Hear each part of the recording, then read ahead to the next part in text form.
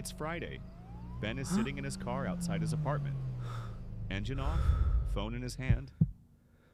Bank balance, $1,243.17. That's everything. Not savings, not investments, everything. Rent is due in 5 days. His credit card payment is due tomorrow. And his check engine light came on this morning. Ben stares at the number. $1,243. It sounded like a lot when he was 18. Now it feels tiny. His phone buzzes. New iPhone. It's Marcus. A picture. Brand new iPhone. It is so Caption, cool. finally upgraded. Ben looks at his own phone. Cracked corner.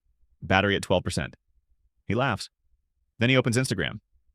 Vacation photos? New cars? Expensive dinners? Everyone seems ahead. Everyone seems richer. Everyone seems to know something he doesn't.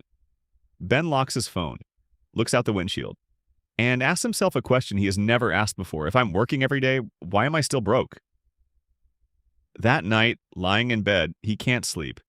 So he starts scrolling YouTube. One thumbnail stops him. A simple title, Your First $10,000 Changes Everything. Ben clicks. Screen fades. Episode 2. Ben calculates his future.